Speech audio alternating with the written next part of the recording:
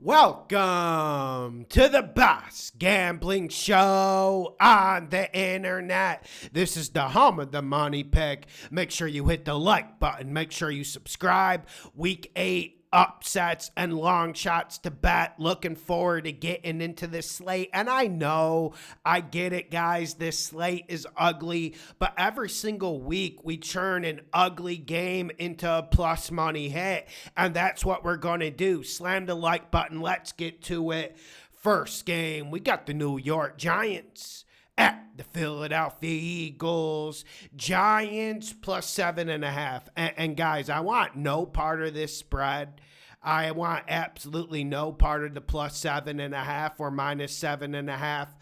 But I'm going to play a game flow here that I think is highly possible, and I think it will pay out well, and it's worth the risk.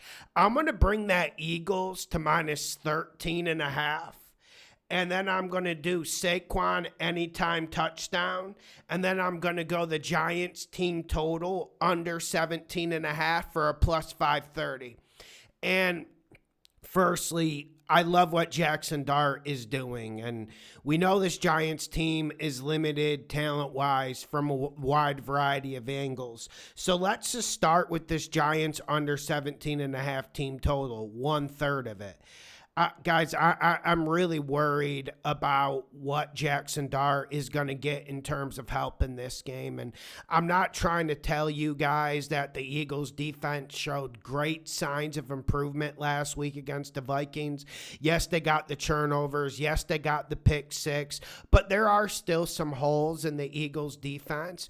But I'm not sure the Giants are going to be able to exploit that. And one thing that needs to happen for the Giants to be competitive and move the ball with rhythm in this game is they need to be able to run the ball. And I really loved what I saw out of Jalen Carter last week against my Minnesota Vikings. And the Vikings weren't able to run the ball. And I think that opened up everything for the Eagles defense. And the Eagles defense will come into this game with a chip on their shoulder. And I think they're playing into the season and they will get better. And I just can't see Jackson Dart tearing the Eagles defense up for the second straight time in 3-4 weeks. I just can't see it.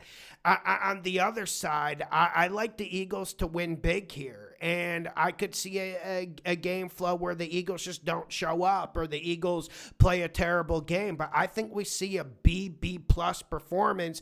And if I tell you guys, if the Eagles show up and put up a B plus performance on offense and defense, they can easily cover this minus 13.5 against the Giants. And like I said, I started with the Giants offense because I'm not sure they'll be a dance partner. But the most worrisome thing about this Giants team the whole year, as crazy as it sounds, is this defense. They can't stop the run. They can't stop the pass. And I'm worried about them giving up a big play or two to Devontae Smith. Like, we know A.J. Brown didn't practice, but that doesn't come into my litmus or analysis. This is a Giants team that has been really poor against the run. They've been bottom 10 in the league stopping the run, and that's where Saquon Barkley gets loose, and that's where the Eagles really start raining haymakers on you. And we know what happens when the Eagles get an early lead. If you let the Eagles get up 10-0, 13-3, does it get better for you? Does it really change? And I know the Eagles don't have the same pass rush as they did before, but there's a few teams in this league I like as front runners. I love the Bucs. I love the Lions as front runners.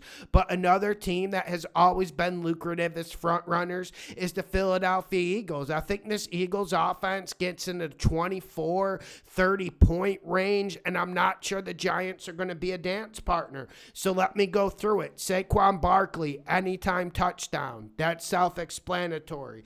Giants under 17.5 team total points, and the Philadelphia Eagles minus 13.5 for the plus 530. Let's get this money. Next game, we got the Buffalo Bills at the Carolina Panthers. Panthers are plus 7, plus 7.5 on some books, but it's trending to plus 7. Guys, Panthers money line. No, we're not going that far. But let's go Panthers plus 3.5 at the plus 162. Now, I am worried about the Bryce Young injury. We saw him walking without the boot on Wednesday, and we didn't see him get much time in practice. And so I'm leaning towards Andy Dalton. But this game really has nothing to do with Carolina quarterback play, because honestly, I don't think we're going to get good quarterback play no matter who you throw out there. But this is more a fade of the Bills. This is more of a challenge to the Bills. And I'm sure you don't feel comfortable betting Carolina plus 7, but getting against the Bills with a bigger payout at plus 162 is kind of interesting to me. And I know Matt Milano's coming back, and I know the Bills came off a bye week, and I'm sure Sean McDermott was talking to that defense that they need to be more physical at the point of attack, but I just think there's too many flaws on this defense. They're thin at linebacker, they're thin at the safeties position. I think DeMar Hamlin is out for the year, and they were already thin at that position. And I just think one thing the Panthers do well is they run the football, and that can make this game tight and uncomfortable for the Bills. And when you're playing football in this league, you have to play complementary football. And I get it. You're playing with Andy Dalton or Bryce Young. That's fucking really, really bad. But one thing you do, and one thing you should do against the Buffalo Bills or any elite quarterback in this league, is you run the ball and you run it some more and you keep his ass on the pine. I think Carolina has a big possibility to do that, and I see a game flow where Carolina makes this game ugly and ruggish, and I'm not sure the Bills can shine in that type of situation. Can the Bills keep reeling? I don't know. I'm not sure. They just magnificently solved their problems during the bye week. On the other side of the ball, like, listen, I told you guys last week when we bet the Jets, I'm not like saying to you guys or trying to sell you snake oil and tell you this Panthers defense is a good defense. But they are a functioning entity this year, which is something we can't say about a lot of defenses in this league.